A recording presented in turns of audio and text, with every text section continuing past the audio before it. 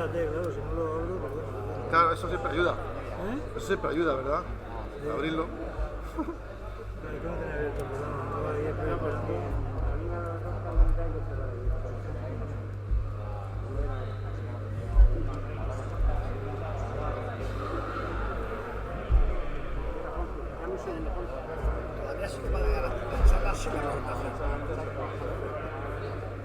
¿Estás? ¿Estamos? Abre el micro, por favor.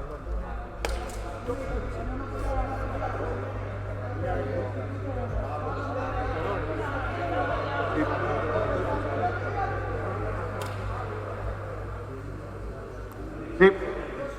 Vale. Bien, continuamos con el curso.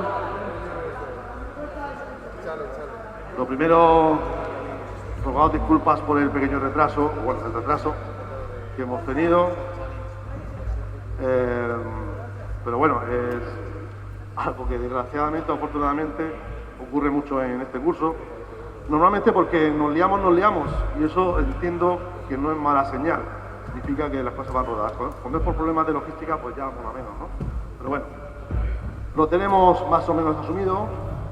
Y además ocurre una cosa, me estaba diciendo antes Enrique que su charla en realidad en una hora lo hacemos. Así que lo comido por lo servido, claro, luego como haga 2 horas me deja fatal.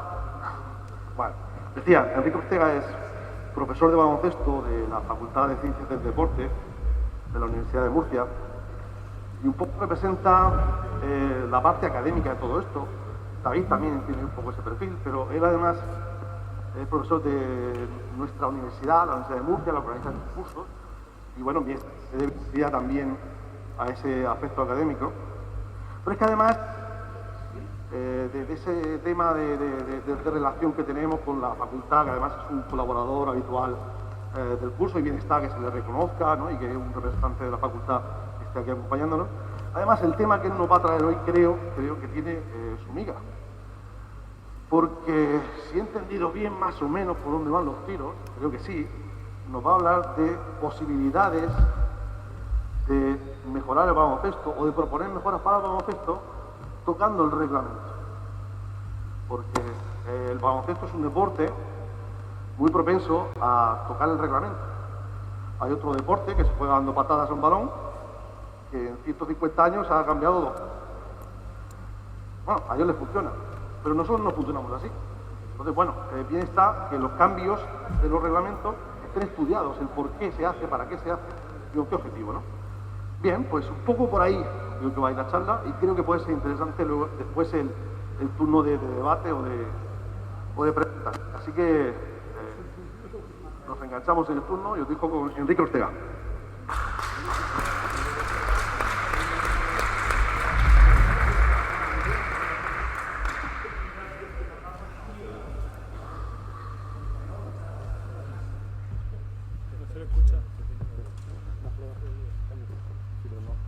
A ver.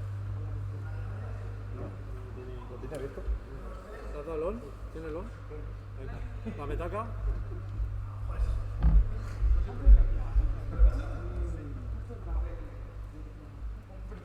Ahora, unos, le damos a atender, ¿verdad? Muy buenas tardes a todos, a la gente de aquí, gracias por estar aquí. Hace bastante calor, al lado de casa, os puedo asegurar. Bueno, pues agradecer a Juan Carlos y a Pepe la invitación. La verdad es que para la gente académica y los que trabajamos en la universidad, estar en este tipo de entornos, pues nos encanta, ¿no? Idea de la charla de hoy es intentar transmitir, seguramente no tengo mucho más, pero hay 2 que sí quiero intentar dejar y el primero es que los académicos estamos para colaborar y para ayudar a los entrenadores. De hecho, yo soy entrenador, bastante me dedico a la docencia, pero estamos aquí para eso. Y ahora iréis viendo ejemplos de la necesidad de ese trabajo entre todos. Yo creo que entre todos es la manera para poder avanzar. El título de la charla se llama Mejorar el baloncesto modificando el reglamento, pero el título ya de por sí no me gusta. O sea, empiezo mal. Empiezo después de David, que eso es un riesgo, porque claro, es sin lugar a duda uno de los mejores comunicadores, y ahora además título. Pero bueno, vamos a ver por qué el título no me convence. No me convence porque no solo es modificando. Yo creo que el baloncesto hay que mejorar utilizando, que es un paso más. Y además, mejorar el baloncesto es como muy genérico, ¿no? Yo creo que es mejorar mi baloncesto, utilizando un reglamento. Y esa es otra de las ideas que quiero intentar transmitir. Nosotros los entrenadores somos los responsables de todo lo que pasa. Las federaciones nos ponen normas, nos ponen reglas, la teoría, los científicos, da igual. Al final, que está en la pista eres tú. Y tú eres el que decide. Entonces tenemos que parar a veces a pensar qué tipo de baloncesto quiero y en qué medida ese baloncesto se está o no llevando a cabo en la competición. En la charla de antes, David hablaba de variabilidad, hablaba de toma de decisiones, hablaba de motivación y hablaba de cómo diseñar tareas, ejercicios en el entrenamiento para hacer todo. ¿Cuál es la ventaja de la competición? La competición, sin lugar a dudas, es el lugar ideal, el mejor lugar para aprender. Siempre decimos que en el entrenamiento se mejora, pero es en la competición donde realmente en el entrenamiento se aprende, pero es en la competición donde realmente se mejora. Pero claro, para eso hay que entender la competición como un entorno más de aprendizaje, como una sesión más. Nosotros entrenamos 3 días o 4 y luego tenemos el partido. No. Nosotros tenemos 5 entrenamientos y la uno más. Y es lo primero que parar que esa sesión es una sesión especial, diferente, pero es una sesión más de enseñanza. Efectivamente, yo vengo aquí como representante de la universidad, de la parte académica. Como decía antes, solamente si ponemos corazón y unimos federaciones, academia, entrenadores, es como creo que podemos conseguir hacer grande nuestro baloncesto. Y esa es un poco mi finalidad. Y la Federación de la Región de Murcia lo sabe. Estoy tremendamente agradecido a lo bien que me tratan. Cualquier iniciativa que ponemos en marcha, ellos nos apoyan. Cualquier acción que queremos hacer, la Federación está ahí. Y luego, bueno, a partir de lo que nosotros vamos aportando, ellos van decidiendo. Creo que es una simbiosis muy interesante. Vale. Noticias de esto hay de forma permanente. Si la NBA ya se plantea cambiar reglas en busca del rendimiento, en busca del éxito, ¿cómo nosotros en etapas de forma vamos a plantear modificar cosas? No me refiero solo a modificarlas desde el punto de vista federativo, reglamentario, sino hay más enfoques y más planteamientos propios. Por eso digo que es mi reglamento, mi baloncesto.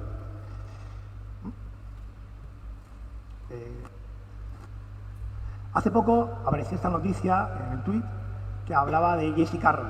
No he podido evitar poner ese triple, que es muy representativo. Jesse Carroll decía que su padre no le dejaba lanzar de 3 porque deformaba la técnica. Bueno, ¿por qué? Porque la línea está muy lejos. ¿Por qué tiene que estar tan lejos? ¿O por qué no tiene que estar tan cerca? ¿Por qué no puede haber otras alternativas? No pretendo que la charla de ningún tipo de dogma de cuáles son las reglas ideales o dejan de serlas. No es esa la idea. La idea de la charla es intentar tener claro qué tipo de competición queremos cada uno de nosotros. A partir de ahí, veremos en qué medida nos pueden ayudar desde las federaciones a adaptar cosas y luego en qué medida nosotros podemos adaptar las nuestras. Bien. La NBA, como decía antes, que es una empresa privada cuyo objeto es ganar dinero, ya está planteando modificar reglas que no vamos a hacer nosotros. Y hay muchos estudios científicos que han demostrado de forma permanente que la modificación de reglas en multitud de deportes genera muchísimos beneficios a nuestros jóvenes deportistas. Por tanto, desde el punto de vista científico está más que demostrado. Lo que pasa es que hay que ver en qué medida eso lo llevamos a una realidad propia. Y para eso, la esencia es entender que la competición, como decía, es un verdadero medio formativo. Por tanto, nos hacemos la siguiente pregunta. ¿Qué es o cómo conseguimos que la competición sea un medio formativo? ¿Qué tiene que darse en la competición para que acabe Y nosotros como entrenadores hayamos dicho, durante estos 40 minutos, 46, 46 minutos, mis niños han aprendido. ¿Qué tiene que darse? Pues eso es lo que hay que buscar.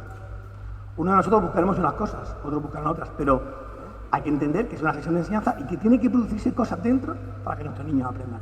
Y como decía David, variabilidad, entorno creativo, posibilidad de hacer cosas, bueno, pues eso es lo que queremos, es que la competición ¿sí? Pero no vale cualquiera, tenemos que ver si somos capaces de enfocarla y adaptarla a nuestros verdaderos intereses, ¿no?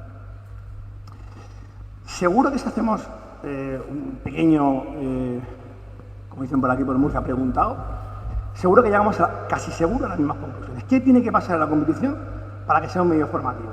Pues, primero, los niños tienen que participar. Tienen que tener una participación activa. Entendiendo una participación activa no solo desde el punto de vista motriz, sino también desde el punto de vista cognitivo. Tienen que arriesgar, tienen que hacer cosas, ¿no? Y además tienen que hacer cosas diferentes. Pero es que la competición no la exige. Además también, los niños tienen que tener la capacidad de explorar. Tienen que arriesgar, intentar, equivocarse, como decía David. Todo eso tiene que hacerse. O hay que intentar. Además, hay que intentar hacer cosas creativas, diferentes, originales, que permitan resolver muchos problemas de muchas formas. Y una cosa muy importante. Los niños tienen que acabar no con un éxito, que también, por supuesto, sino con una percepción de éxito.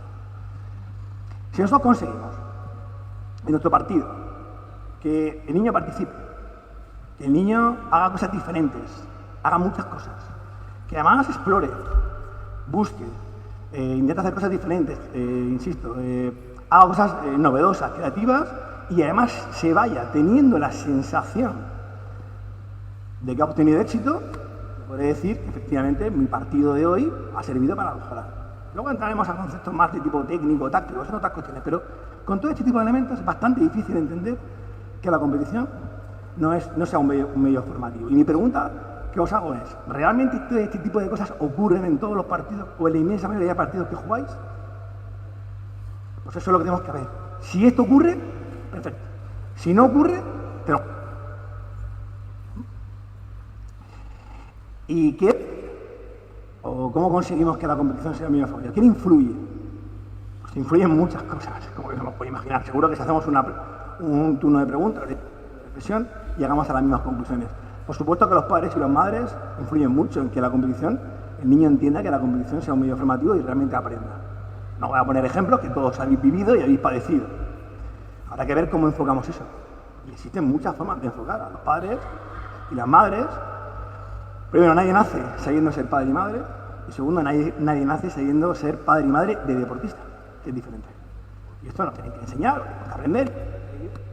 Entonces, donde podemos dar un paso más. No es el tema de la charla, pero creo que es un tema bastante interesante. Por supuesto, los árbitros también influyen en que la competición sea entendida como un medio formativo. Todos sabemos, como nos dicen muchas veces los árbitros, es que yo estoy aquí para impartir justicia. No, tú no estás para impartir justicia. Tú estás para formar al niño como estoy yo. Afortunadamente, cada vez está mucho más inmersa en los árbitros, afortunadamente, ¿no? Bueno, también había otro lugar aquí donde poder hablar mucho. Hay muchos otros agentes, entornos semiprofesionales, pues, agentes, prensa, etcétera, etcétera. En el caso, directivos. Bueno. Y luego tenemos la figura más importante. ¿Qué tenemos que hacer nosotros para llegar a conseguir lo que hemos visto antes? Que nuestra competición sea un medio formal. Pero es que está también la competición per se. El partido, con sus normas, sus reglas, su estructura. Y dentro de la competición tenemos dos grandes planteamientos. Una es la estructura. ¿Por qué jugamos los partidos doble vuelta, play primero, pasa el segundo? ¿Por qué un club asciende? Entonces la generación anterior que tiene una categoría más baja porque ese año en año peor tiene que jugar en una categoría superior. Bueno, ese tipo de situaciones que os habréis enfrentado. ¿Por qué tiene que ser así? Porque no planteamos cambiar cosas. Y luego lo vamos a la parte que vamos a hablar hoy, es el reglamento en sí. ¿Por qué el reglamento es como es? ¿Qué tenemos que hacer desde el punto de vista del reglamento para poder que la competición sea un verdadero medio formativo? Son demasiadas cosas, nosotros vamos a hablar solamente hoy de las reglas. Pero tenemos que entender que esto es un programa mucho más plural. En definitiva, muchos elementos influyen Algo lo podemos manejar nosotros como entrenadores y eso es un poco lo que vamos a intentar ver a lo largo de hoy. No puedo dejar de evitar, cada vez que hablo de este tema siempre acabo sacando la misma transparencia. Hay una persona que fue la primera en España que dio un paso sobre este tipo de cuestiones, no solo me refiero en baloncesto, que lo hizo, sino en todos los deportes en general, que fue Mariel Piñar, doctora David, donde hablaba y hizo un estudio experimental donde modificaba una serie de reglas en minibásquet. Y efectivamente, ya en el 2005, encontró que pequeñas modificaciones daban lugar a la aparición de grandísimas y buenísimas conductas. Lo primero que hizo fue, por ejemplo, incluir la línea de 3 puntos. Ahora mismo lo cuestiona que no debe estar, o hizo otra serie de propuestas tremendamente interesantes. Este trabajo fue un estudio pionero que dio lugar a esta línea de investigación que vamos a hablar hoy. Y Maribel y su estudio demostró la utilidad de la modificación de reglas, pero es verdad que hizo una serie de propuestas que no se sabía muy bien que fueron esas y no otras. Y no quiero decir con esto que fuesen propuestas equivocadas o no equivocadas, sino que tenemos que replantearnos más cosas, ¿vale? Yo creo que al final, para poder establecer una propuesta sólida y rigurosa, es necesario tener el registro de muchísimos agentes, de todos los agentes. Es decir, tenemos que pactar entrenadores, federaciones, jugadores, padres, árbitros, académicos, directivos. Si somos capaces de recoger todas las opiniones y llegar a un cierto consenso, creo que será el momento de empezar a caminar en una muy buena dirección. Que yo creo que además, y lo tengo que decir porque es así, la región sentido en baloncesto es un referente a nivel nacional. Hay muchas federaciones que no están con muchas pequeñas reglas que estamos cambiando. Bueno, que la federación está cambiando, son ellos. Pero es verdad que hay como 3 grandes son los que gira toda la los jugadores, los entrenadores y otros agentes. Nosotros vamos a ir recogiendo la opinión de todos estos aspectos, ¿vale? Entonces, en primer lugar vamos a recoger la opinión de los jugadores.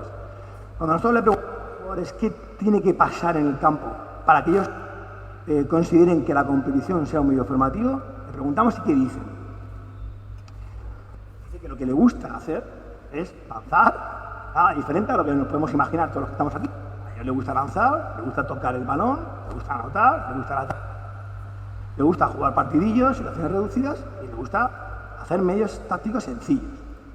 Si esto es lo que a ellos les gusta, en las primeras etapas tenemos que utilizar su energía para enganchar a nuestro deporte porque tenemos que luchar contra muchos otros, bueno, vamos a intentar que la competición que diseñemos dé lugar a la aparición de este tipo de conductas. No quiere decir que hagamos solo lo que ellos dicen, pero su opinión yo creo que tiene mucho valor. Pero claro, un niño preinfantil, para meter un triple, tiene que meter el balón del mismo tamaño que un jugador de la NBA, a la misma canasta, de la misma altura y con la misma distancia, pues hombre, pasa difícil que ese contenido que tiene un especial valor emocional no lo pueda conseguir. Si nos vamos a un aspecto un poquito más académico, bueno, pues preguntamos y al final resulta que cada 4 niños dicen que es necesario cambiar las reglas.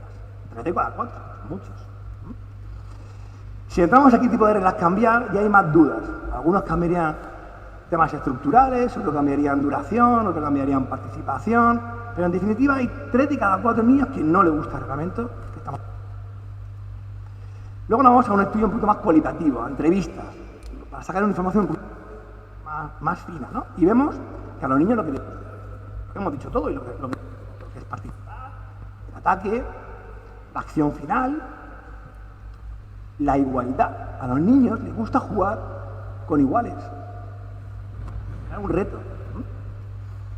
Y, por supuesto, a los niños lo que les gusta es ser eficaces. Como decía antes David, buscamos esa recompensa. Y la recompensa, en el caso del baloncesto, es ser eficaz.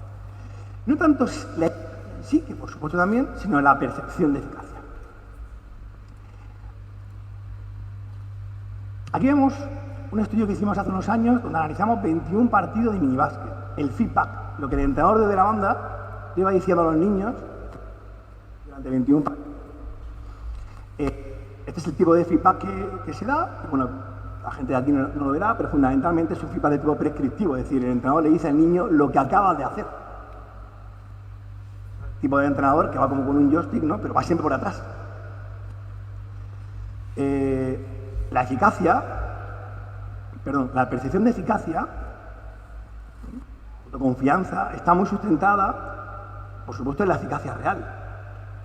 Pero también está muy sustentada y muy sustentada por el feedback del entrenador, por el feedback de la figura de autoridad. Nosotros como entrenadores somos figuras de autoridad, por lo tanto, lo que nosotros le digamos al niño puede modular mucho esa percepción de éxito. De modo muy simplista, si yo tengo un porcentaje de lanzamiento del 50 al 60%, pero yo digo al niño que lo está haciendo muy bien, él se va a casa con una sensación de decir, tengo un 80 o 90, ¿no? Sin embargo, tenemos una tendencia natural a que si el niño hace de 10 cosas bien, 8 y 2 mal, ¿dónde focalizamos la atención? En las 2 mal. Por lo tanto, su percepción de eficacia ni siquiera es la real, que sería 8, sino 5, porque le restamos. Cuando analizamos estos 21 partidos, este fue el porcentaje de feedback positivos y negativos.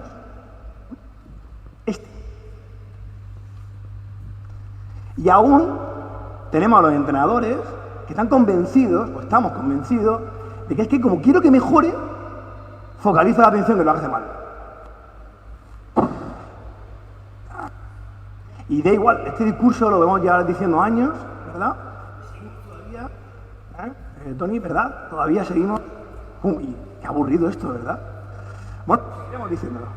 Tony, David, Paco, todos los que estamos, empeñaremos en seguir poniendo datos y datos hasta lo consigamos. Lo conseguimos.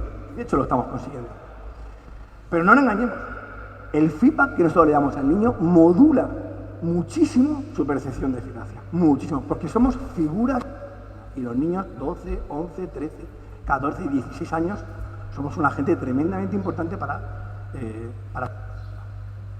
Bueno, en definitiva, si nos vamos a los jugadores y preguntásemos qué es o qué tiene que pasar para que tu partido sea entendido como un medio formativo, los niños lo tienen claro. Hay que cambiar el reglamento, a mí lo que me gusta es la acción final, a mí lo que me gusta es ser eficaz y me gustan las situaciones igualadas. Perfecto. Vamos a preguntarle ahora a los entrenadores. ¿Qué dicen los entrenadores? Los entrenadores dicen que es muy importante en etapas de formación, fundamentalmente, potenciar y fomentar el lanzar y botar, el contraataque, el pase y progresión, pasar y cortar, situaciones colectivas sencillas, o la defensa individual. Perfecto, pues esto es lo que los entrenadores consideramos que tenemos que fomentar en etapas de formación. Entendemos que la competición debe dar lugar a este tipo de conductas. Sin embargo, ¿qué es lo que ocurre? ¿O qué es lo que está ocurriendo? Hicimos un trabajo hace unos años donde, a modo de ejemplo, le preguntamos a los entrenadores que nos dijesen qué era, desde el punto de vista del tiempo de juego, qué tenía que darse en un partido para que el tiempo de juego fuese poco adecuado, medianamente adecuado o muy adecuado. Y los entrenadores nos dijeron que para que un niño tuviese un entorno mínimo para poder hacer cosas, es decir, para que la competición fuese un medio formativo desde el punto de vista de los minutos de juego, tenía que jugar al menos 24 minutos. O tenía que tocar 65 veces el balón, o lanzar tantas veces, en este caso 10, es un ejemplo. Esto era lo que los entrenadores en la competición para que fuese un medio formativo, un estímulo positivo. Sin embargo, te vas a la competición, la analizas y vemos esto. ¿Qué vemos? Porque apenas el 50% de los jugadores, el 35%, el 30%, es decir, la competición en sí no le está dando eso. Fase de ataque. En el momento que el jugador participa, toca balón en una fase de ataque, ¿qué nos decían los expertos, los entrenadores? Que tenía que participar en 25, 30, o mucho, ¿no? A partir de 60 era algo muy interesante. Bueno, la mitad de jugadores conseguían que la competición fuese un verdadero medio. Es decir, la competición, por supuesto, es ideal, pero tiene que estar bien utilizada. Y tenemos que ser conscientes de lo que está pasando en ella. Y a partir de ahí, decidir. Bien. Seguimos preguntando a los entrenadores y le preguntamos cuál es el momento ideal para empezar a especializar los puestos específicos. Y nos dicen 14 y 15 años. Y esto es lo que nos dicen. Sin embargo, todos los que estamos aquí estamos aburridos, ¿verdad? Cansados de ver niños benjamines, niños alevines, niños infantiles, con sus puestos muy definidos, con conductas muy concretas, con conductas prohibidas. Tú no puedes subir el balón, tú tienes que lanzar, tú no puedes lanzar. Y seguimos todavía. Y parece que esto es un discurso que llevamos diciendo muchos años, pero sigue en la misma situación, relativamente. Las evidencias científicas sobre la importancia de la es algo tan manifiesto que tendríamos bibliografía para parar un tren. Vamos a hacer solamente de jugadores de la NBA. Se hizo un trabajo con los jugadores de la NBA que se hizo lo siguiente. Se cogió a todos los jugadores de la NBA y como los jugadores de la NBA tienen en la NCAA o en el High School histórico de a qué modalidades esos jugadores han jugado. Se cogió a aquellos grupos de la NBA que solamente hayan jugado al baloncesto en la NCAA o en el High School. Un grupo. Y otro grupo fue jugadores de la NBA que habían jugado en la NCAA o en el High School a varios deportes. Ya no hablo de la especialidad en un deporte, sino en general, en varios deportes. Bueno, la probabilidad de lesión de jugadores que solamente habían jugado un deporte era muchísimo más alta. Hablamos de lesión, desde un punto de vista médico, ¿no? Fisiológico, muchísimo más alto. Pero es que el medido en distintos indicadores, entre ellos el sueldo, era infinitamente mayor.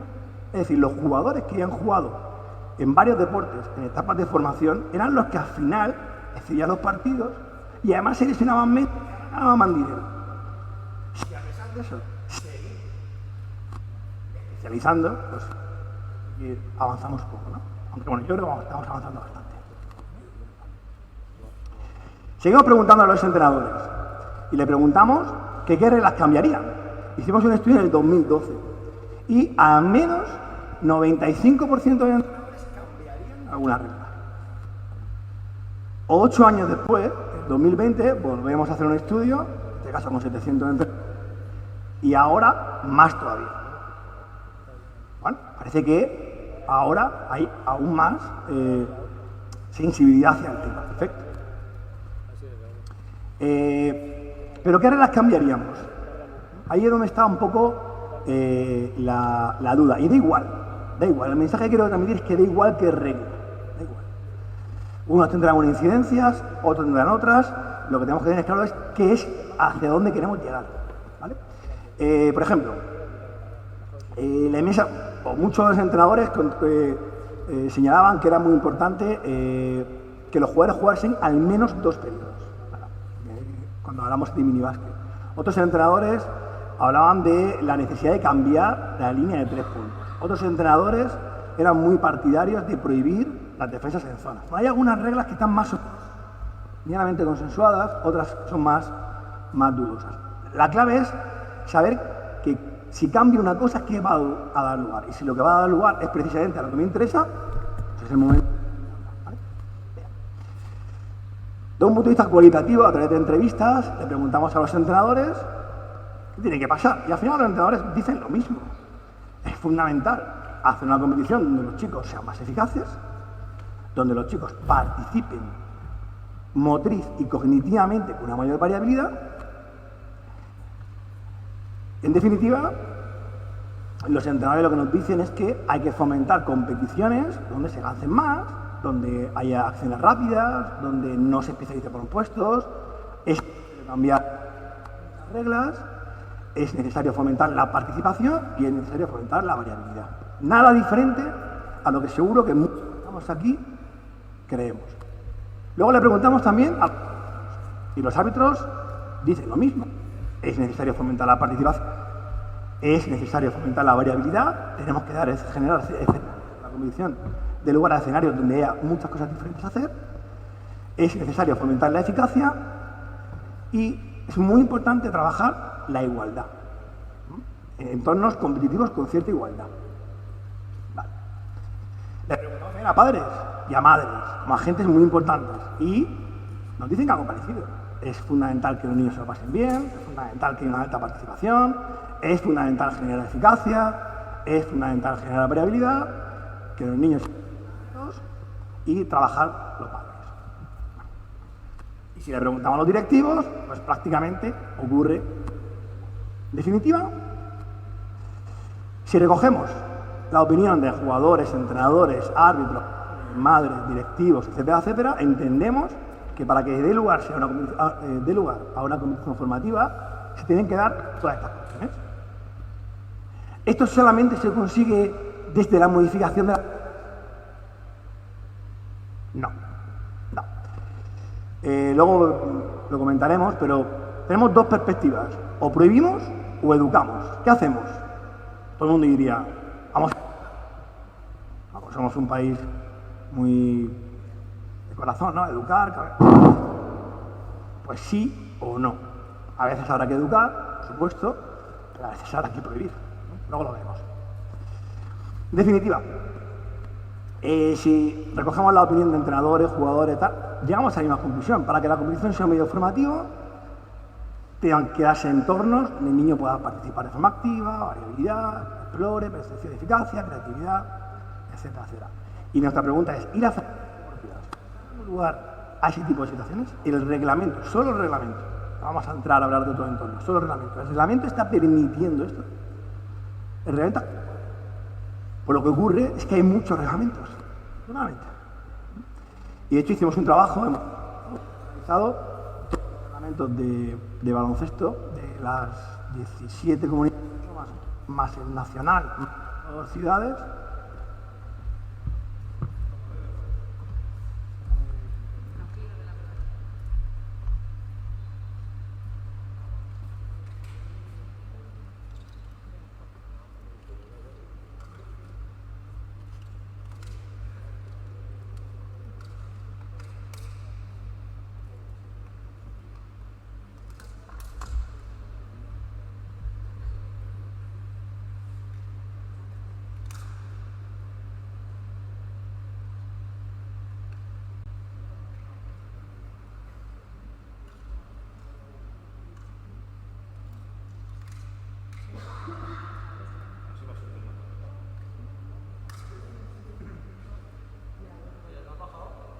Arriba.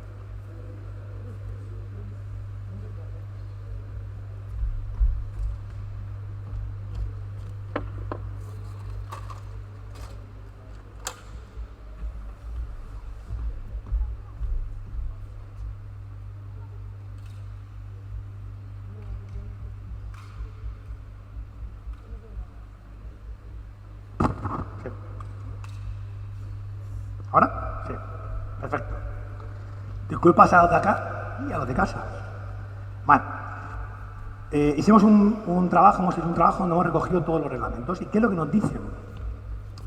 Pues dicen que hay muchísima diferencia de reglamentos entre las distintas comunidades autónomas. Pero eso yo no lo interpreto como algo negativo, sino todo lo contrario. Lo interpreto como algo tremendamente positivo. Es decir, las federaciones tienen preocupación. Están probando cosas para ver qué cosas son las que más se adaptan a sus necesidades. No tiene nada que ver también, por otro lado, Ceuta y Melilla, la región de Murcia, con Madrid.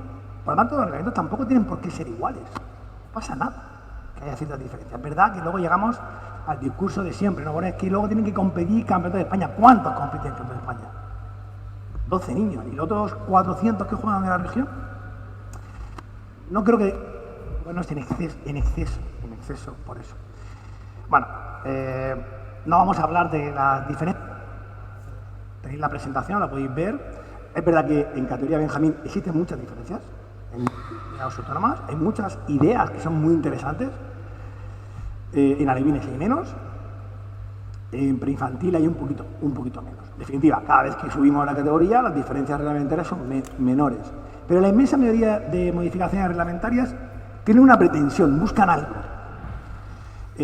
Lo que es verdad es que no están realizadas, la inmensa mayoría de ellas están sustentadas en evidencia científica. Son reflexiones que responsables técnicos plantean y van haciendo. Yo creo que eso sí que se podría mejorar y para eso estamos un poco en las universidades, para ayudar ahí. Pero eso es otro tema. Como decíamos antes, las reglas, pero al final, todos lo hemos vivido, las reglas nos las ponen y en el momento que nos las ponen, vemos la forma de buscar la trampa. Eso es un clásico. Por lo tanto, es muy importante que tengamos sensibilidad hacia todo este tipo de cosas y planteemos propuestas y luego las utilicemos. Utilicemos las reglas, las utilicemos.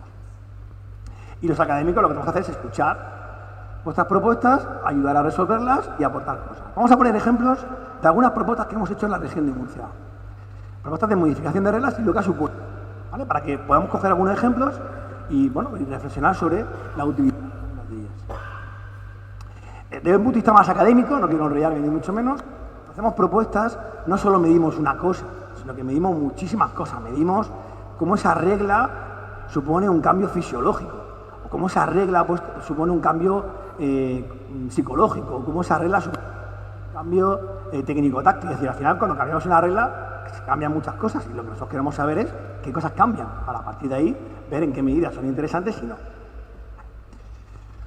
Uno de los primeros estudios que hicimos, en colaboración con la Federación de la región de Murcia, un estudio en preinfantil, donde bajamos la canasta a la sección intermedia, de 3,05 a 2,80.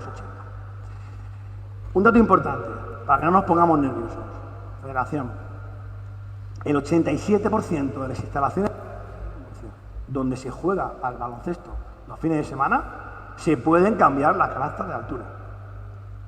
Por tanto, no planteamos cosas idílicas, sino cosas realistas. Estas canastas se pueden bajar. Esas no, creo. También. El 87, lo hemos estudiado. Por tanto, no os preocupéis, que se pueden hacer. En aquellos sitios donde no se puede hacer, pues esta regla no la planteamos, pero donde se puede hacer, pues a lo mejor hay que plantearla. Bueno, ¿y qué vimos, no? ¿Qué pasaba cuando hicimos este tipo de estudios? Pues vimos que los jugadores tenían una sensación de eficacia igual.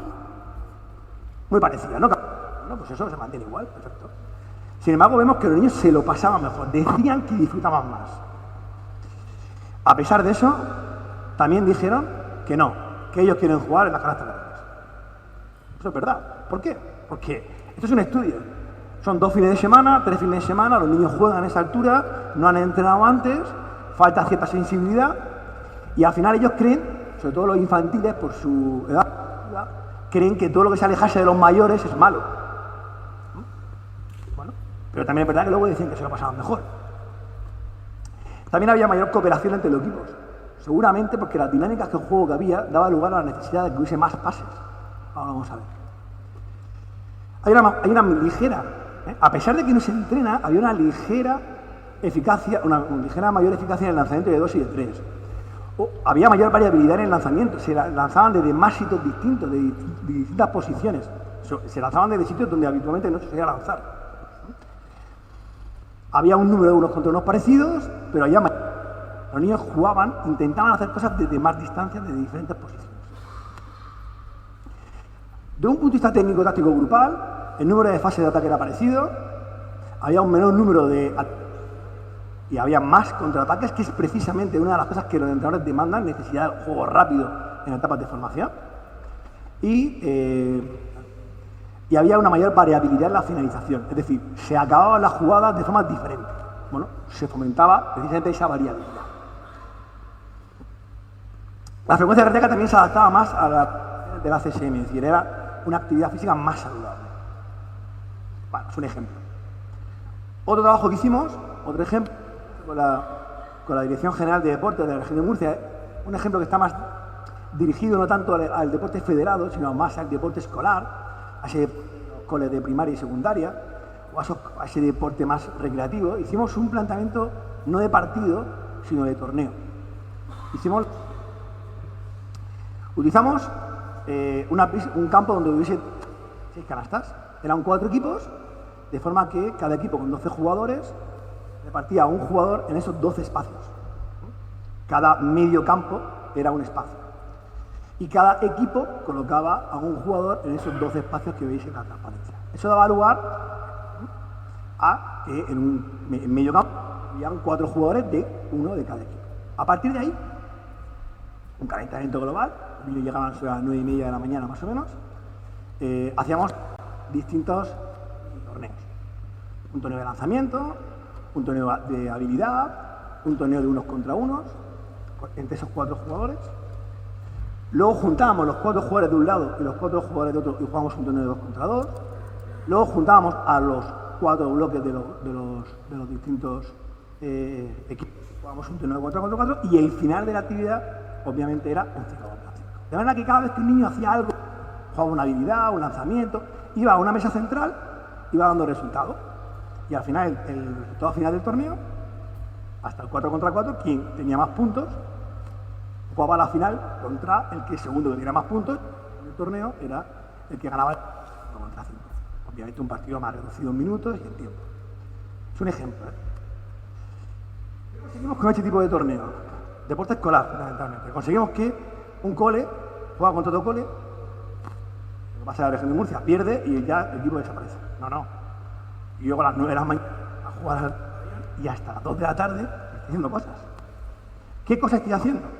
Los niños tenían la sensación de ser más protagonistas. Todos eran protagonistas, todos eran necesarios para sumar puntos en ese resultado final.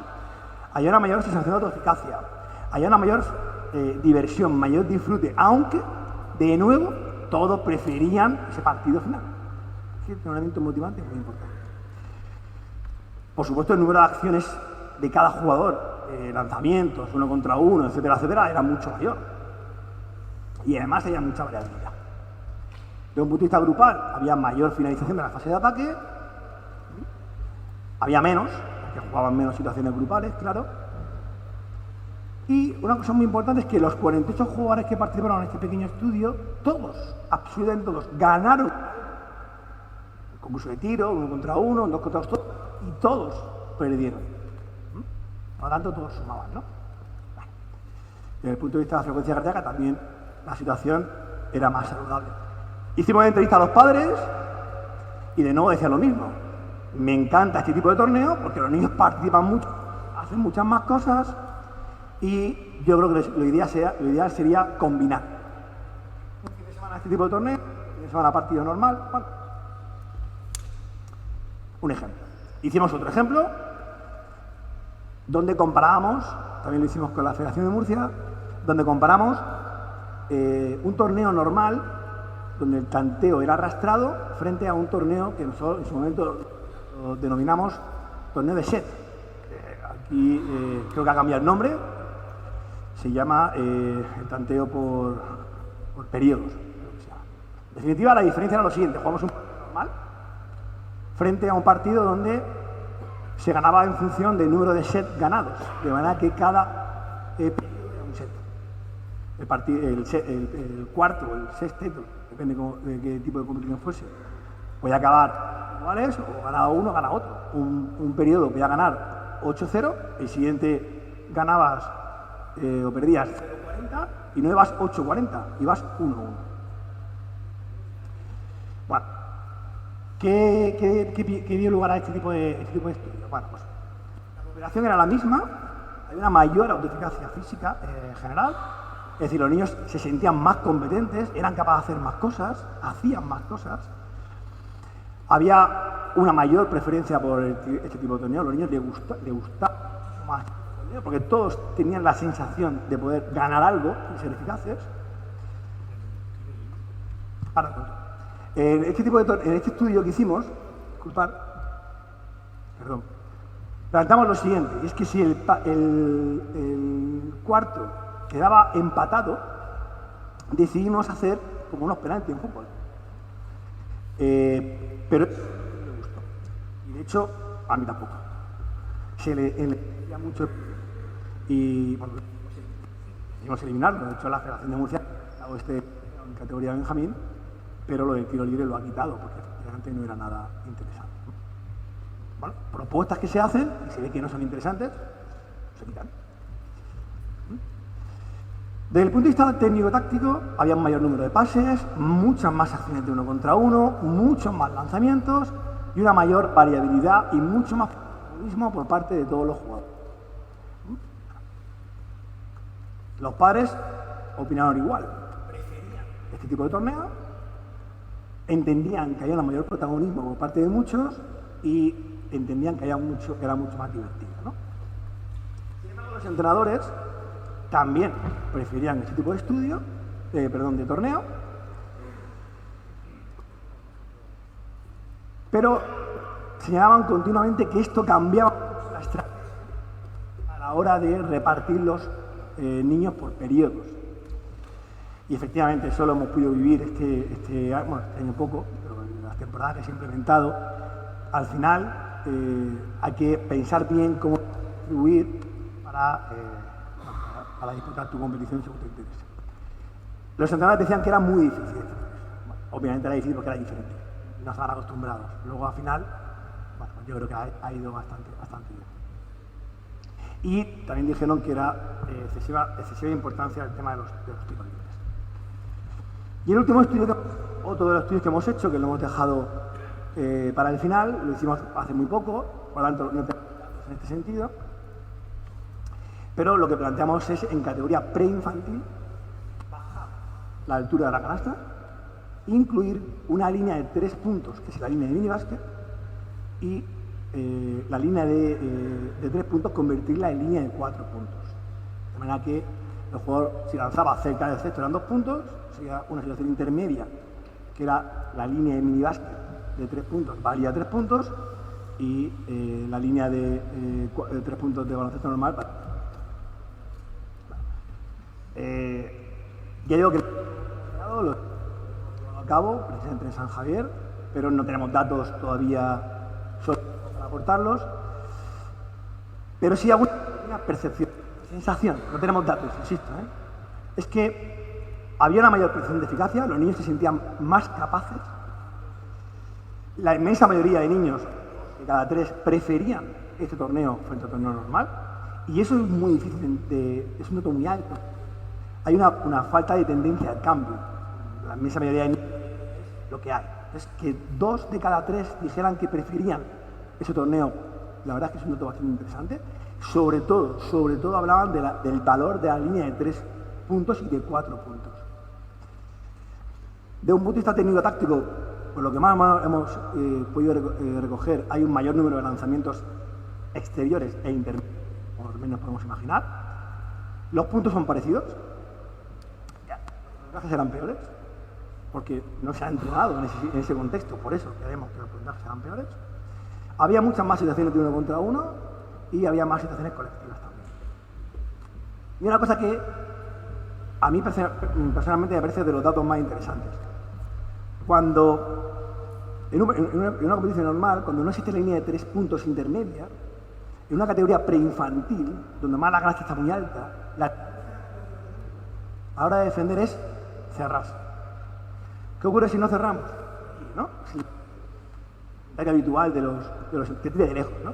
El niño pero claro, no tiene fuerza suficiente adecuado y por lo tanto la frustración va a ser permanente, no va a claro, porque estamos todos muy cerrados y bueno, pues al final se van a dar situaciones un poco interesantes. Al colocar la línea de 3 puntos de minibásquet, la línea de 4 puntos, en el momento que tú tienes que lanzar en la situación intermedia, ya no vale 2 puntos, ya vale 3. ¿Qué está ocurriendo esto? Que el defensor se pega. Además también se pega la de 4 puntos, pero se pega también al pegarse, ¿qué ocurre? Que hay mucho más espacio detrás. En definitiva, esta sensación que hemos ido viendo es que se estaban dando muchas más situaciones de tiro intermedio, de 3 puntos, de 4 puntos, pero a la vez también muchas más penetraciones, porque había mucho más espacio. En definitiva, creo que se generaba un bagaje mucho más rico. Había lanzamiento intermedio, lanzamiento de fuera, lanzamientos cercanos, con cierta facilidad para resolver ese problema, porque no había tantas ayudas. En definitiva, creemos que se dio una situación bastante interesante. Le preguntamos a los entrenadores, no a todos, pero bueno, le preguntamos a algunos, a pocos, preferían la competición, especialmente pusieron énfasis en la línea de 3 puntos y la de 4 puntos. Tenían mucho interés por bajar la canasta, pero dijeron todos que si no había un entrenamiento previo eso no era muy interesante. Y todos dijeron que sí, pero solo en preinfantil. Y como esto, vamos a encontrar muchos trabajos con muchas evidencias donde nos dicen algunas. Pero eso no es lo que más me interesa intentar transmitir en la charla de hoy, que por supuesto, que seguro que cada uno de los que estamos aquí tenemos un reglamento y que hay que ponerlo en valor, y hay que ponerlo encima de la mesa y que la federación en general, las federaciones en general y la Federación de Murcia en particular está por la labor de plantear cambios, propuestas, siempre y cuando el objetivo de esa propuesta sea clara. Y eso es lo primero que tenemos que tener claro. ¿Qué podemos hacer los entrenadores? Pues, como decíamos antes, pues primero vamos a utilizar el reglamento, pero vamos a utilizarlo no solo para ganar el partido, que también, por supuesto, no pasa nada, de ganar, ¿no? Competir, por supuesto, sino también para darle valor a otras cosas, ¿no? Y aquí donde decía antes lo de prohibido educar. ¿Qué hemos visto? Que haces un torneo por set y entonces hay entrenadores que dicen, no, yo pongo a todos los más flojitos en el 6 segundos, pierdo de 40. Siempre hay estrategias para, a pesar de que la norma se ponga con un fin, se le dé la vuelta. Por tanto, ¿hay que prohibir? Sí. Hay que prohibir cosas. Por supuesto, y la federación, los entrenadores, los grupos de entrenadores, tenemos que plantear qué cosas son las que queremos y qué cosas son las que no queremos. Pero también hay que educar. Por supuesto. Hay que educar. Y ahí creo que hay que dar un paso más. Que hay que reforzarlo. Yo creo que para que una competición sea un verdadero medio formativo tienen que hacer todas estas cosas que hemos visto, tienen que todo esto, pero además es fundamental que haya un adecuado nivel de competitividad. De manera que nosotros, como entrenadores, y eso lo aprendí de mi profesor de la Facultad de Granada, siempre lo decían, en el Pintor, decía que nosotros somos entrenadores de baloncesto. Ahora me toca entrenar a este equipo, porque me ha tocado. Pero mañana me toca otro. Y yo tengo que formar a mi equipo, pero tengo que ayudar a formar al otro equipo con el que compito. Por lo tanto, yo soy entrenador de mi equipo, pero también soy entrenador de tu. En definitiva, soy entrenador de baloncesto. Por lo tanto, los entrenadores tenemos que tener la sensibilidad y la preocupación de intentar generar entornos competitivos adecuados.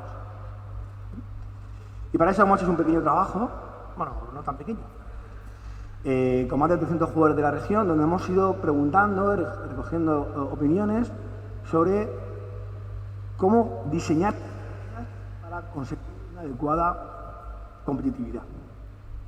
Si las reglas que nos imponen no sirven o no ayudan, tenemos que ser nosotros los que pongamos nuestras propias reglas.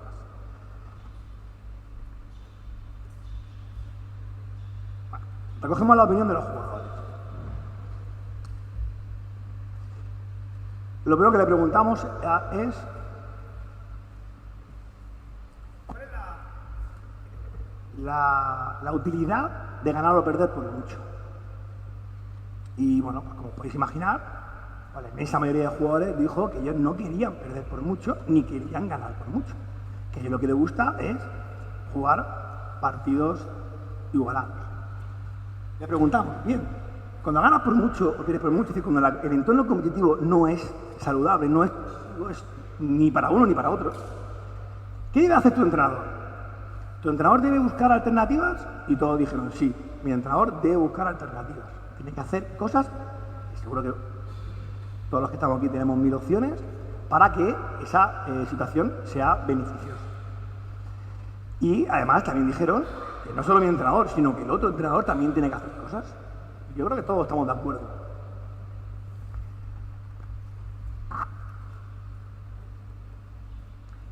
Cuando que un equipo gana por mucho a otro, cao, ¿no? Por ejemplo, en esa mayoría de ocasiones, un equipo muy superior a otro sigue presionando, sigue atacando, sigue y acaba el partido. Hemos visto todos los ejemplos, yo he perdido por 120 puntos. Acaba el partido, ¿verdad? Y el entrenador del equipo que ha ganado por 120 puntos, lo primero que le dice a sus jugadores, ¿qué es? Lo primero que le dice, hay que darle la mano al equipo contrario. Y viene a darte la mano y te dice, bien jugado. ¿Esto para qué sirve? Todo esto. Para esta ironía.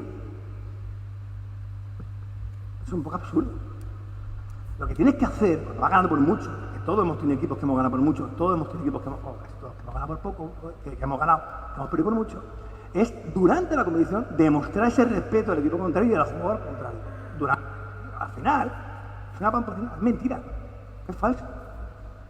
Tendrás que modificar cosas que den lugar a que el estímulo de la cognición sea formativo para ti y también para el contrario. Y hay que pararte a pensar, claro.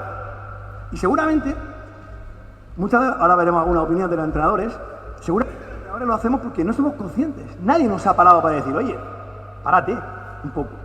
Yo creo que eso hay que hacerlo.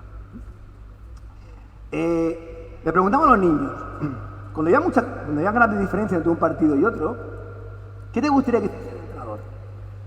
Y casi todos los jugadores decían que les gustaba hacer algo. Pero también es verdad que casi todos los jugadores decían, por ejemplo, ¿no?, con respecto a que los jugadores cambiasen de puesto específico. Casi todos los jugadores decían, yo si voy ganando por mucho, me gusta que mi entrenador cambie a los jugadores de puestos. Pero me gusta aún más si voy perdiendo por mucho. Es decir, al final todos los equipos lo que querían es, cuando vas perdiendo por mucho, que te cuiden.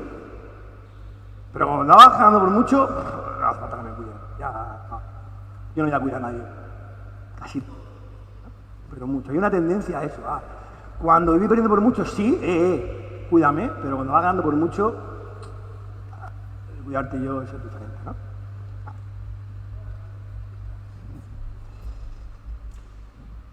Luego vemos y le preguntamos a los jugadores, ¿en qué margen te gusta jugar? Y es verdad que casi todos los jugadores decían que les gustaba jugar en partidos igualados. Bueno, si son partidos igualados donde te gusta jugar, porque son donde se generan retos, donde tú puedes demostrar un poco más, sales, como decía David, del estado de confort, sales, perfecto, es donde se aprende, genial, vamos a diseñar competiciones para ese tipo de situaciones. Y si las reglas de la federación no me lo permiten, que es posible, bueno, pues ya te las tienes que inventar tú. No, es que yo no puedo hacer... No, es que somos tan buenos que no puedo... No, sí puedes. Claro que puedes. No vas a poder. Claro que puedes. Por supuesto que podemos. ¿Es que queremos? ¿O no hemos parado a pensarlo? Le preguntamos a los niños, oye, cuando pierdes, por mucho que pasa. Y hay algunas palabras que me preocupan, ¿no? Me preocupa que los niños dijesen que me siento humillado, estoy muy mal, estoy muy triste, quiero abandonar, estoy agobiado. Eso es lo que tú, como entrenador, has conseguido, pero le das la mano. Bien jugado, bien chaval. Eso es un poco... ¿no? Claro, cuando ganamos por mucho, también ganamos por mucho expresiones como, por ejemplo, pero me ha aburrido, estoy tranquilo, bueno, no me convence del todo, algunos dicen. Ahora le preguntamos a los entrenadores, y con esto acabamos. ¿Y qué dicen los entrenadores? ¿Qué decimos los entrenadores? Decimos que ganar por mucho, perder por mucho no es útil, estamos todos de acuerdo, que se genera mucha frustración, ¿todos de acuerdo? ¿Y qué hacemos? ¿Hacemos algo?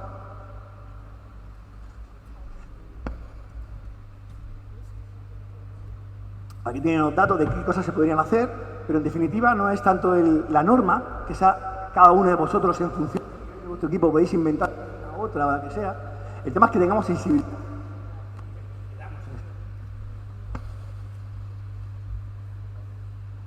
Le preguntamos, una de las preguntas que más me interesó fue esta. Le dijimos a los entrenadores que contestasen de 0 a 10 en qué medida estaban de acuerdo con esta afirmación. Y en concreto, una de las afirmaciones fue, yo soy el entrenador de mi equipo, pero también tengo responsabilidad en los jugadores contrarios. Le preguntamos eso a los entrenadores. Y ellos dijeron que sí, que es verdad, 8 sobre 10. Y mi pregunta es, si tienes responsabilidad sobre la formación de los otros jugadores, ¿qué haces para formarlos? Para ayudarlos. ¿Qué hacemos? Yo creo que es una crítica. Yo creo que en general no nos preocupa. Pero no nos preocupa no porque no nos preocupe en el fondo, yo creo que sí, sino porque en el momento no paramos a pensar este tipo de cosas. Yo creo que es una cuestión de falta de reflexión, de pararnos y decir, bueno, ¿qué queremos con todo esto? Puede pasar una vez, puede pasar 2 veces, pero si nos paramos un poco más, yo creo que somos capaces de resolver muchas de estas cosas, ¿no? Luego le preguntamos que si va ganando, ¿qué harías en defensa? O si va ganando, ¿qué harías en ataque? O si vas perdiendo por mucho, ¿qué te gustaría que hiciese el entrenador contrario en ataque o qué te gustaría que hiciese en defensa? Las estrategias son distintas, no es momento de hablar de ellas, da igual. Lo que está claro es que la inmensa mayoría de entrenadores dicen que hacen cosas cuando ganan por mucho y que les gustaría que los otros hiciesen cosas cuando han perdido. Pero mi sensación, y vosotros sois entrenadores más que yo, es que esto no existe.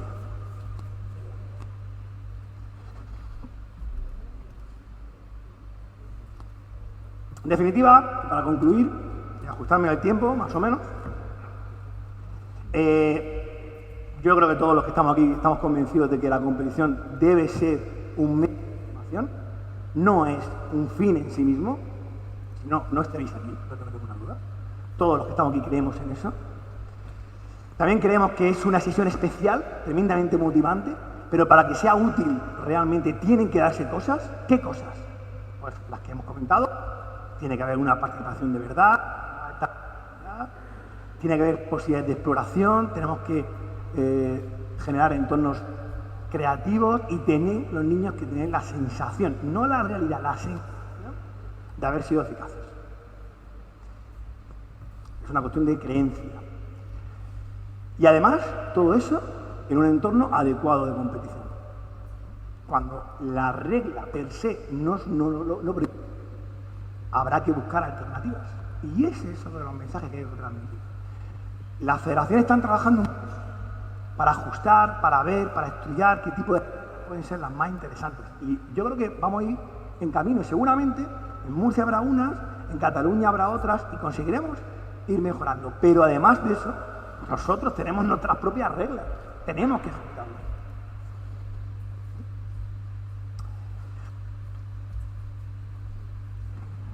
Si somos capaces de modificar, adaptar, utilizar, generar reglas, de controlar a los otros agentes, padres, madres, directivos, árbitros, etcétera, etcétera, pues entonces es cuando yo creo que la competición puede realmente llegar a ser un medio de igualdad, y estoy convencido que estamos en el camino.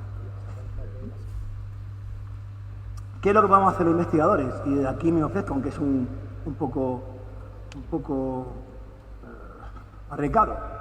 Pues es ayudar a las federaciones, ayudar a los clubes, ayudar a los técnicos para aportar evidencias científicas para resolver problemas reales, los que tengáis. Reglas, lesiones o lo que sea. Yo creo de verdad que los entrenadores, los clubes, las federaciones no son conocedoras del potencial que tienen los investigadores para hacer cosas. Y nosotros, que nos gusta hacer cosas de verdad, no para generar solo currículum, sino para ayudar, pues estamos aquí para eso.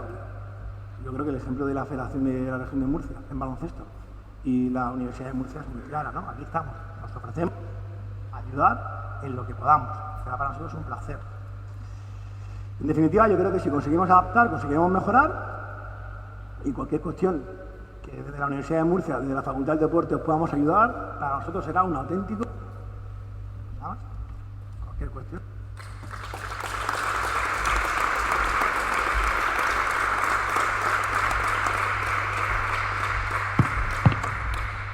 Bueno, creo que se puede abrir un turno interesante de preguntas, pero bueno, porque sí, a ver, no voy a dar una justificación. Empiezo yo y directamente a Sánchez. Te lo planteo a ti, pero va para todo el mundo. Primero yo, pues, seguramente saldrá gente.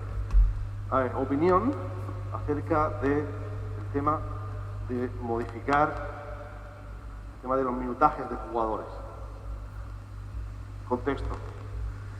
En la época prepandemia, yo mismo era muy crítico con el hecho de esas limitaciones tan rígidas de minutaje, por ejemplo, en infantil, 10 minutos. Y ya, joder, el gordito que no me va a aguantar 10 minutos, no sé qué, las jodiendas, había que apelar o a tiempos más pequeños o a libertad y apelar a la responsabilidad individual de los entrenadores para que luego llega la pandemia, no sé si fue a causa de la pandemia 100% o no, y se abrió la página abierta y al mismo tiempo las actas digitales, donde queda reflejado absolutamente todos los minutajes. ¿Y qué ocurrió? Pues desgraciadamente quienes se oponían a esa libertad me dieron en la boca, los que pedían mensajes. Bueno, me dicen que se supone que el motivo era el tema de las mascarillas, de que los niños no pueden respirar, de que es enfermedad, tal. Pero claro, luego hay minutajes que si el límite normal era, pues no sé qué, 30 pongamos, juegan 48. Digo, joder, 48 unos. Pero otros.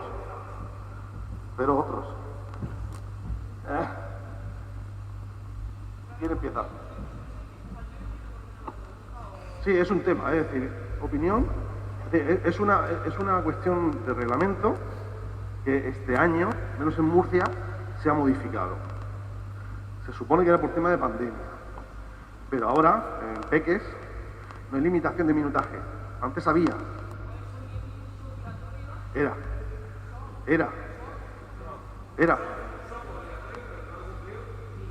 Porque... Vale, micro, que hay gente en casa yéndonos. Lo primero, que no es un ataque hacia ti, ¿vale? Pero yo lo he sufrido en mis carnes, que a mí no es algo que me haya quitado el sueño, pero en las reglas de infantil ponía que había que jugar un mínimo de 10 minutos, pero que podía haber cambios cuando tú quisieras. Creo que soy el único tonto que lo ha seguido, ¿vale? Y yo duermo perfectamente por la noche, pero yo sé que algunos, cuando ha llegado el final de temporada, han dicho, hostia, tengo un jugador que habrá sumado un total de 6 minutos en toda la liga, que me parece perfecto, ¿vale? Evidentemente, Juanqui, estoy totalmente de acuerdo contigo, que es un problema muy grave, porque al final, en 10 minutos, el jugador no tiene una autoexigencia, porque al final se acaba regulando. Creo que nosotros mismos lo hemos hablado este año con el primer equipo, pero es muy complicado. Yo he planteado alguna vez en Andalucía el tema de 8 periodos de 5 minutos, de jugar 2 obligatorios antes de los últimos 10 minutos, pero es tan complicado que al final creo que va un poco en la línea en la que va Enrique, que creo que es la ética de cada uno, que cada uno al final va a hacer lo que la regla le permita. Pero ahí voy, que el reglamento pone lo que pone, pero luego yo veo partidos y veo minutajes. Digo, aquí después había una sanción, ¿no? Se ha dado partido por perdido, ¿no? Pues entonces, si no hay consecuencias, no hay reglamento. Solo hay reglamento si hay consecuencias, sin una sugerencia. Pero lo digo frustrado porque yo era súper crítico con eso. Y ahora en la práctica, en la teoría de lo que quiero, pero en la práctica se ha abierto página abierta.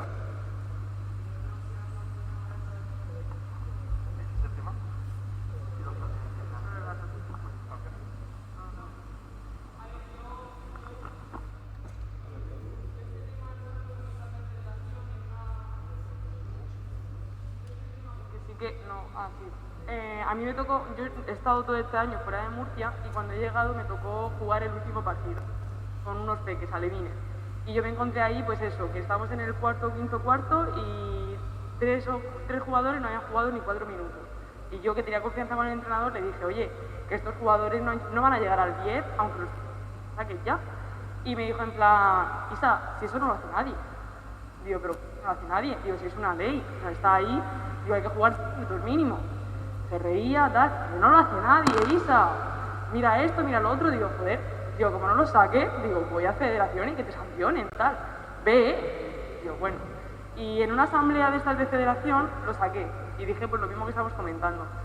Y decían que llamaban a los clubes, se reunían con ellos, pero que ellos alegaban que o tenían alergias, o que los niños no podían, o que se habían lesionado, o que tenían asma, y con el tema de la mascarilla. Entonces, claro, federación se veía un poquito con las manos atadas en el sentido, si yo me reúno con el entrenador me está diciendo, y el entrenador me está diciendo, y el entrenador me está diciendo que ese niño tiene asma, pues ¿qué vamos a hacer? ¿Sabes? Al final es lo que ha dicho, cada uno están las normas, y el fallo que me dijo que tengo a la federación es que los jugadores tuvieran un máximo, que no pudieran jugar a 40 minutos o más de 40 minutos. Y dice, nosotros no pensamos en eso porque no pensábamos que íbamos a llegar a esa situación, se intentó adaptar la situación o las reglas a la situación en la que estábamos y los entrenadores la han jugado. Si volvemos a sacar esa norma, pues ponemos un máximo. Pero bueno, pues tienes razón, pero al final fue algo que a mí me tocó mucho las narices, porque es en plan, y encima de todo me estás vacilando de que todo el mundo lo hace, pues te estás cargando la categoría, chico, y estamos hablando de alevines. Pero bueno, es eso. Bueno, dos cosas bien distintas. El año pasado fue un año muy raro, ¿vale? Todos le hemos pedido esfuerzos a los entrenadores, a los padres, a los jugadores, a la federación. No que esté defendiendo este tipo de actuaciones, pero no nos quedemos en el detalle. El detalle este es importante, es relevante, tiene su valor, pero es una situación muy extraña, ¿vale? Ahora, volvemos a la pregunta que hemos dicho antes. ¿Prohibimos o educamos? España es, a lo mejor me equivoco, pero somos como muy románticos, ¿no? Muy cervantinos. No, vamos a educar. Pues no. Vamos a prohibir y vamos a educar. Pero hay que prohibir, no pasa nada. Hay que prohibir. Y hay que diseñar normas concretas que tengan, si es posible, evidencia científica que demuestre utilidad, porque no es cambiar por cambiar. Cambiar para buscar que esa normativa. Entonces vamos a buscar reglas que efectivamente haya suficiente aval académico y científico que diga que es su valor, a partir de ahí educar. Tenemos que educar. Yo creo que, a modo de ejemplo, en las federaciones, en todos los cursos de técnicos deportivos existe, corregidme si no es así, existe el curso, ¿verdad? Reglas, viene generalmente un árbitro y nos lee el reglamento. Por ese sitio es ideal para hablar de ese reglamento, que hay que leerlo y hay que explicarlo.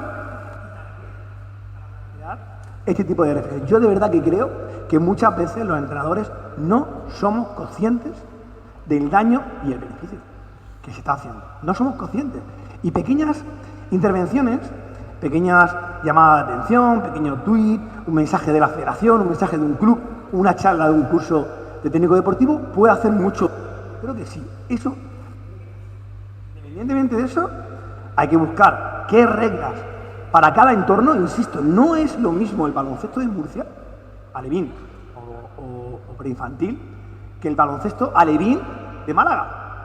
Ya nos gustaría a los murcianos, ¿verdad? Bueno, a lo mejor ellos tienen que plantear dentro de su liga dos grupos bien diferentes, unas con una rama, otras con otra. No creo que generalizar.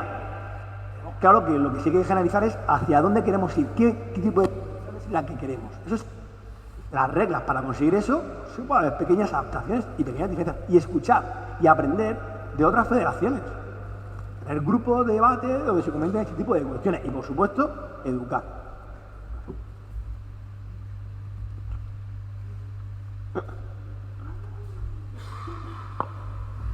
Y Quique, yo te pregunto, ¿cómo educamos a los entrenadores? Es decir, ¿cuál es el estímulo que tienen los entrenadores para hacer una competición formativa? ¿Qué es lo que hace que un entrenador diga, obtengo una recompensa por hacer los esfuerzos de cumplir las normas, de hacer un baloncesto más formativo? Claro, mi pregunta es, al día de hoy, ¿a qué tipo de entrenadores premiamos? ¿Y la federación?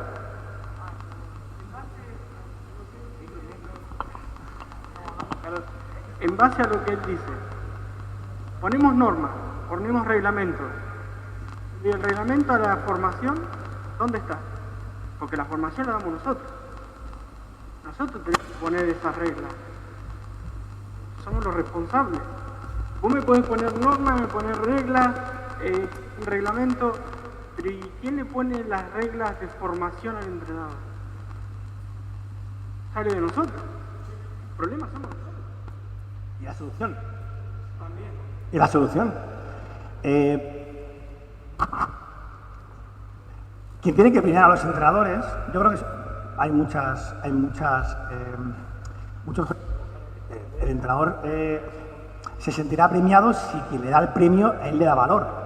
Por lo tanto, para un entrenador un premio será venir como entrenador de la selección murciana, por ejemplo. Para otro entrenador eso no es un premio. Para otro entrenador es un premio que le regalen un curso, un clinic, o para otro entrenador un premio, y ahí me meto a muchos de vosotros, es que 6 años después de entrenar a Alevín se cruce con él por la calle y el niño se siga acordando y le siga dando un abrazo, y cuando vaya a resolver un problema que se me ha estropeado, que me arregle el coche del jugador, eso es otro premio a más largo plazo. De todas formas, yo creo, porque al final parece que todo funciona así, hay que intentar instaurar, y se puede instaurar, estrategias de modificación de conducta y premios concretos desde las federaciones a los árbitros que hagan este tipo de cosas. Perdón, a los árbitros, a los entrenadores. No sé si se hace en Murcia, lo desconozco, pero por ejemplo en la escuela, perdón, en la Liga Interna de Fútbol de Cartagena, los árbitros sacan tarjetas blancas. Es una estrategia muy sencilla. Y es simplemente que cuando el entrenador hace algo positivo, da un feedback especial al jugador del equipo contrario, o tiene un detalle, el árbitro se dirige hacia él, le enseña la tarjeta blanca, que es un reconocimiento. Muchas veces el simple reconocimiento social es un premio. Entonces, mi pequeña idea es que yo creo que desde el punto de vista del colegio arbitral se podría fomentar este tipo de cosas, no tengo ninguna duda. Creo que es un paso que podemos aprender, aunque nos cueste trabajo decirlo, creo que es interesante. Por supuesto que desde la federación también se pueden plantear premios más globales que plantean este tipo de cosas, porque lo que también tengo claro es que los premios en positivo son los que acaban siendo interesantes. Las reglas que prohíben no queda más remedio, es verdad, pero no son, porque al final si no lo cree, un premio deje de darme, no lo creo. Somos el problema, pero somos la solución. Lo bueno que yo he visto en los últimos años es que hay sensibilidad por esto. Lo que hace falta es instaurar este tipo de debates en los cursos de formación, por ejemplo, los técnicos deportivos, este tipo de clinic, porque el que sea una regla o sea otra, bueno, eso lo podemos debatir, pero lo importante es la finalidad. Y ahí yo creo que están cambiando cosas y que tenemos que seguir.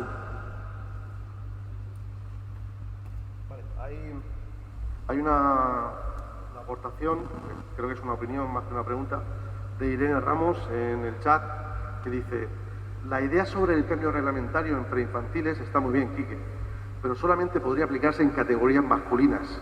Por lo menos aquí en Murcia, donde no hay suficientes jugadoras para que muchos clubes puedan tener un equipo infantil femenino y otro preinfantil. Si utilizamos la competición como medio formativo, deberíamos buscar también algo aplicable y modificable en la sección femenina para permitir el desarrollo de las jugadoras de igual forma que se busca en los jugadores. Sí, claro. Muchas gracias, Irene. Ya me extrañaba a mí que no fueses a preguntarme algo. Pues ya, vale, el estudio que vamos a plantear, que hemos diseñado, lo diseñamos para chicas. Irene, para chicas. Y efectivamente tu reflexión fue la reflexión que me hizo la federación. La federación me dijo: Quique, esto en preinfantil es factible, masculino, porque hay equipos de primer año que no van a tener para competir en el Campeonato de España y por lo tanto no implica mucho, ¿no? Los serán los de segundo año, pero claro, en chicas no. En chicas no. Esto es una cuestión vuestra. Es decir, es una cuestión de los entrenadores y de los clubes de baloncesto femenino. Si hay 10 equipos de baloncesto femenino, ponemos la regla, por ejemplo, la de la línea de 3 puntos y la línea de 4 puntos, no bajan la canasta, solo la línea de 3 puntos y la línea de 4 puntos. Los clubes tienen que opinar y decir: estamos dispuestos a hacer el esfuerzo. ¿Por qué? Porque de esos clubes habrá uno que gane, uno, pero los otros 10, 12 se benefician. Ese que gana, ¿realmente pensáis en la competición 10, 12, 20 partidos se juegue con esas líneas de 3 puntos y línea de 4 puntos? ¿Va a suponer un desajuste muy grande hacia la posibilidad de que la región de Murcia en baloncesto femenino llegue a dónde en el Campeonato de España. Yo como entrenador y como club cederé el competir exactamente igual en el Campeonato de España un equipo, que es el que gana, a el beneficio de todos. Pero esto lo tenéis que decir, son los clubes los que tienen que decidir y ponerse de acuerdo. Si somos capaces de ponernos de acuerdo, perfecto. Si no, la federación, pues es más complicado, claro. Pero yo creo que sí que se podría implementar, independientemente de que la competición final no sea exactamente igual, pero la competición de Campeonato de España no está exactamente igual para el campeón. Hay que arriesgar, hay un beneficio y un hipotético problema.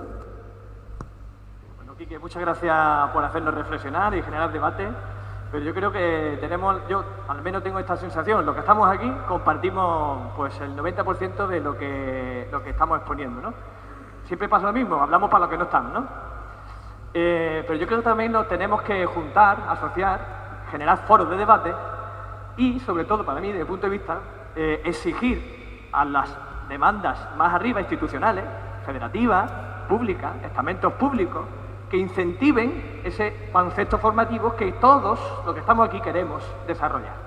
Es decir, yo pongo un ejemplo, Alemania, ¿no? Alemania, Mundial 2000, en el fútbol, decidió el estamento público invertir en los clubes para un cambio metodológico formativo. Y le dijo al club, ¿usted quiere pasta del pública? ¿Quiere dinero? Pues tiene que cumplir unos requisitos que usted tiene que cumplir. Y le daré la pasta si yo, que voy a fiscalizar los cambios, se producen. Usted no lo hace, usted no tiene dinero. Es decir, por desgracia, funcionamos por recompensa y castigos. Y tenemos que ser conscientes que además de generar debates, tenemos que mirar hacia arriba y exigir cambios, porque lo que estamos aquí queremos cambios.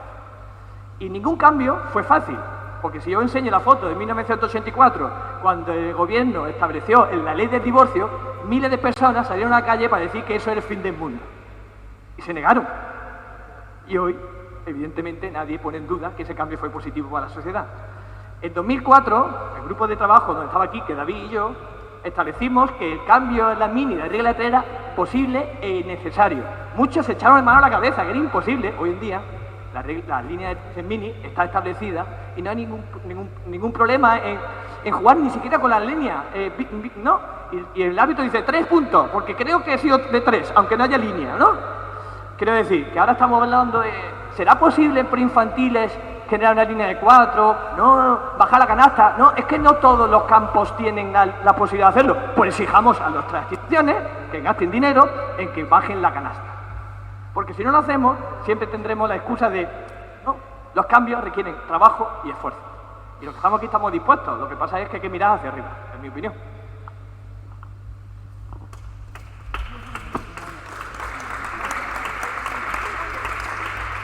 Aplaudid, si hay que aplaudir, se aplaude. Hay una pregunta desde online de Marina Cimento. Dice... ¿Vale? No. ¿Hay una evaluación continua de los entrenadores? No penalice el incumplimiento, pero felicite a los que cumplen. Por ejemplo, asistiendo a la formación de forma gratuita.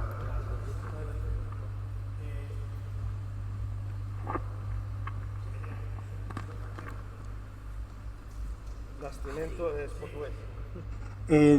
La respuesta al compañero, si hay una en España no. En España no es necesario, no es obligatoria esa formación continua. En España te sacas un título de entrenador y ya puedes ejercer de por vida sin volver a pisar un aula o un clinic, una pista casi o nada.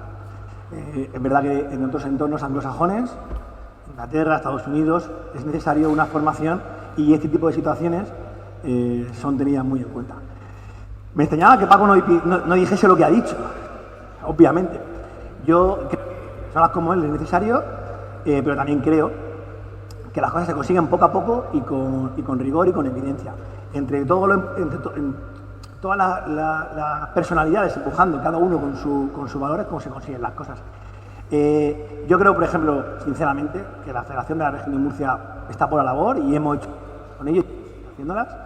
Todos los que estamos aquí queremos en esto, pero también creo, seguramente porque soy muy ingenuo, que cuando te paras a hablar con cualquier entrenador de cualquier modelo, con la inmensa mayoría de ellos, aunque en la realidad no lo hagan, cuando te paras nos paramos con ellos y hablamos un poco, el mero hecho de parar un poco creo que está generando bastante beneficio. Yo creo que es necesario dar mucho más bombo a todo esto, mediáticamente, redes sociales, tal, pero claro, llegamos hasta donde llegamos. Y otra cosa que no puedo dejar de evitar de decir, es que no lo puedo evitar, creo que todo esto, si el trasfondo no es yo creo que, a mí me han dicho que, por eso esto es bueno, sino que existen evidencias científicas de verdad que avalan todo esto, pues es un valor. Y yo creo que ahí las universidades estamos para ayudar, para que nos digáis qué queréis que hagamos y nosotros, para que os podamos aportar esa evidencia para que se tomen esas decisiones.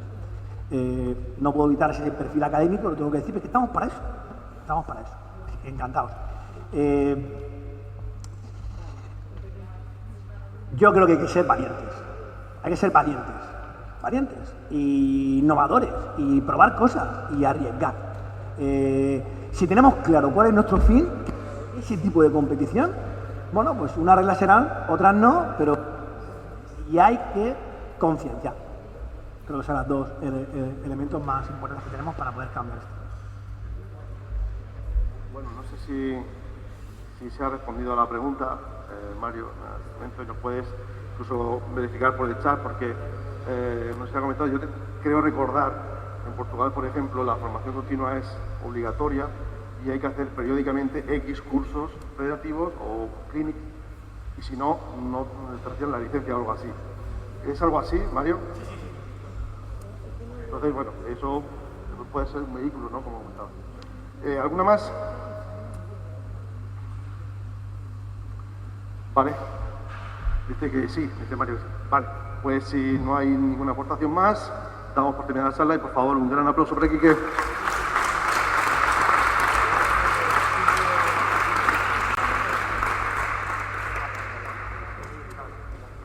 Bueno, nos vemos mañana a las 10, a la última jornada de este curso y la última jornada de